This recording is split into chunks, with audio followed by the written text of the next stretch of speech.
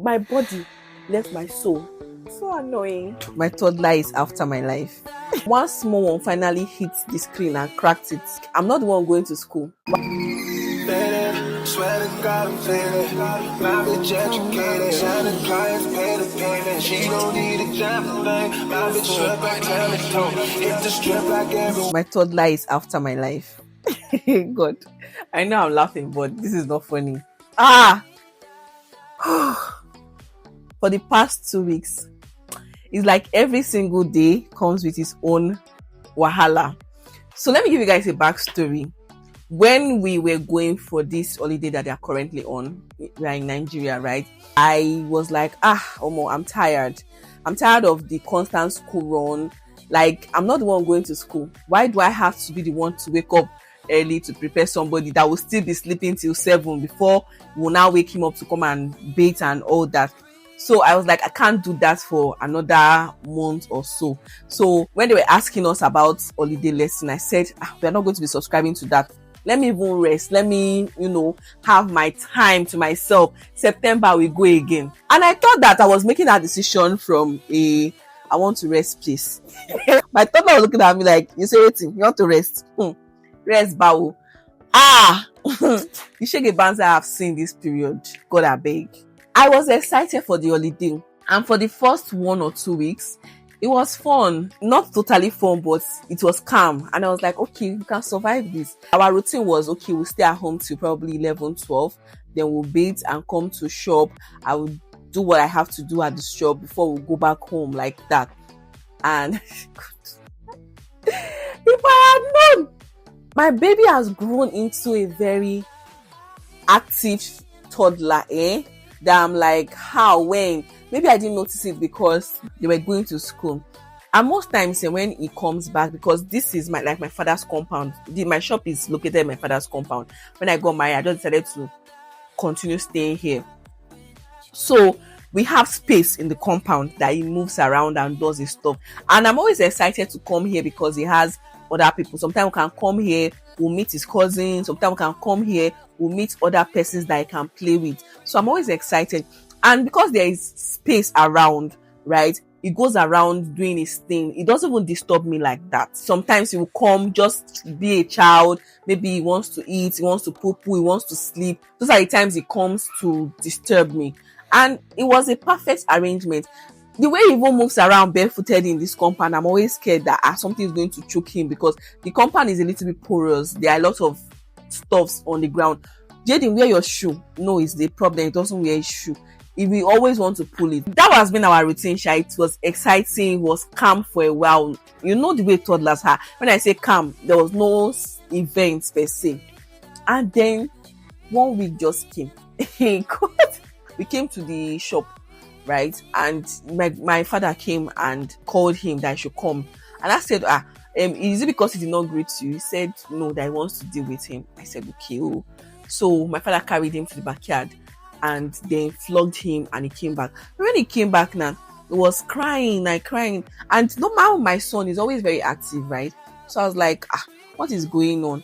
Only for me to check his bum. The grandfather flogged Shege out of his bum. I felt bad, but at a point, I just had to let that be. And what was the problem? My father said that the peer that I was nursing, my baby went there and scattered the pear. I felt bad because my baby scattered the pear, but I also felt bad because of the way my father flogged him. My father flogged him like he was flogging an adult, and that did not really sit well to me. And it didn't even sit well with my husband. And my husband was like, if not because he was his grandfather, this would have ended up in police station, even if, because my husband has a very soft spot for his son.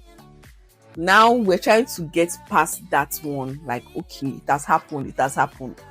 2 days later, I came to the studio here. My students came around. I taught her makeup. Someone ordered for peanuts. I said, okay, since they ordered for chin-chin, let me come and do the chin-chin. So I was prepping things to do my chin-chin when my auntie called me that I should come and see. Only for me to get there. My baby was throwing stone at my uncle's car that was quietly parked at the backyard there. was throwing stone at it, and one small one finally hit the screen and cracked it. Oh, Jesus. I was like, since when? Which one is this one again? I didn't know what to say. I just said, okay, since it has happened, I will talk to his father. Let us see what we can do. So my husband came back that day. I told him that, see what happened. My husband was a little bit sad. And then I said, we just have to look for a way to fix the car. Although my uncle is not saying we should fix it, but I just feel like since he just gave birth and everything, we cannot be putting bills on his head and all. So my husband said, okay, no problem, we'll try and fix it.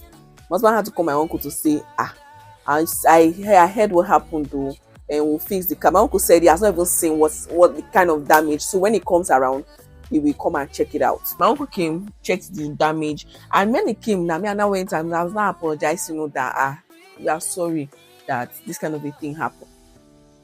I'm seeing it right now. I'm just saying some other stuff. I was like, I'm sorry, that this kind of thing happened though, that you should not worry, we'll fix it. And he was like, no, that there's no need for that. That it's just a small crack. It's not something that we should go through that long journey. I was very grateful that, okay, because my husband has already priced the windscreen. Windscreen is 85,000 naira. Before we now pay for workmanship, maybe 15 or 25k or even 30,000 naira. Do you know how much that is going to? Like, for okay, that one passed. The next day, my auntie now called me and was like, oh, I need to pray for my child, and because sometimes most of these things can never tell. They can be just spiritual uneasiness and stuff. I was like, okay, I have even thought of that. Funny enough, that morning, as if we're in the spirit, I carried my baby. Before we got to the shop, I prayed on him and we left for the shop. My auntie told me that one. I said, no wahala, I'm going to pray for him. And this time around, I've already restricted his movement. I tell him to stay around the shop, my studio. He should sit inside here. He should not move around, because I don't know what he's going to go and do again. Let me even know the one that is troubling me in this life that I came. After my auntie gave me the advice, I came to the studio here to say I wanted to create content that day. So I went inside to plug some of the gadgets I'll be needing so that I can get some light while I do my makeup, right? And then the people that were in the house were like, I should leave my son, because my son followed me to be moving around. I said, no, I cannot leave him. He should come into the shop and stay with me where I can be seeing him, because you already know the issue. I don't want to hear that, oh, he did this or he did not do that. Please, there's so much I can take. They were like, I should leave him, that they're going to look after him. I drew my ear and warned them seriously. Look after him, oh, they said coin. So I was no longer focused on him. Like, my mind was like, oh, he was safe with them. It was not going to be destructive or anything. So I just went about doing my stuff. So after my auntie and I had that discussion, she was traveling and my mommy had to come back from work to pick her alongside my dad. My dad was the one driving. They went to drop my auntie at the airport. Then my dad went to drop my mom at the office and then drove the car back into the compound. I was here doing my stuff and I did not pay attention to anything again, because like I said, it was in safe hands. The next day, mommy came back and she was like, did I see what my son did? That we are complaining that my son broke my uncle's own in one place, that one side is 3. Like, a stone here, stone there, stone there. They woke up that morning and saw different stones on a car, and they now noticed that 3 places. I immediately got headache. So annoying. I was speechless. My mommy did not say anything. She just said that, she does not even know. I got home and told my husband about it immediately. Headache held that one. At least the first one was received with a little bit okay. This time around we had 2 cars. At this point, he did not know that my uncle had already said that we should forget about the first one. He did not know what to say. He even kept quiet for like 2 days. He was trying to peruse over the issue. We just come back from work and go and lie down. Like, I was not like, should I stop coming to the shop because of my son? This particular day, I was not feeling too good. So I said, okay, let us stay at home. I was in the kitchen washing plates when I heard my baby moving in the frontage. Because our house, we are upstairs. Our house is overlooking outside and it is medium size. There is nothing protecting the other side. So my baby was outside playing I came out, I looked at him, it was playing, nothing was off and all. I went to bathe him, dressed him up and said, look, let me go and bathe myself for work. And then I finished bathing. Normally I would just go into the room to go and dress up, but I just had this inkling that let me go and check my son. There was no time to take that kind of picture. There was no time. Only for me to come out, my baby had climbed on, like it was almost on top of that place. So I saw my son, he had climbed all the way, he was trying to make his way to this place. And my soul literally left my body. Like, are you seeing the distance of this? That is where my boy was trying to climb to. And I was not asking myself if I did not come out as when I did, because I was like, we did this place when it was, I think, 1 year, I don't know, I can't remember. That was when we did this place. He shook his head inside here. He almost, God, my body left my soul. Like, I did not just know how to feel. What did I wrong? Jesus, God has been saving me since. God has been saving me with this child. God has been saving me because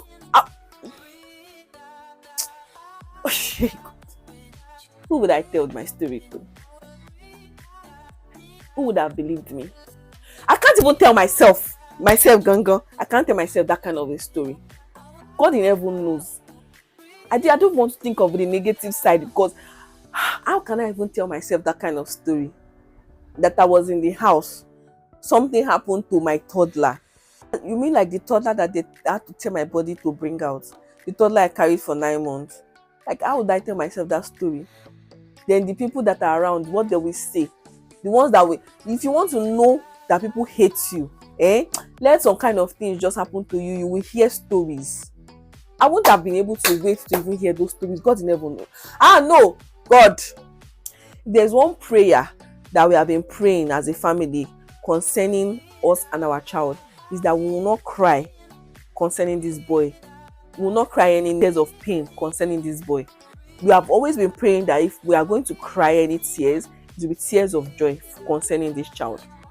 So I just believe that God loves me so much, because I know I would have taken poison immediately. I will not even wait for people to judge or say anything. God loves me. God loves my husband so much. Because imagine him going to work, to hustle, to bring money for the house, and then coming back to meet his whole family wiped off. That would have been, because I wouldn't have been. How can I tell myself that kind of a story? How? God loves me. God loves me.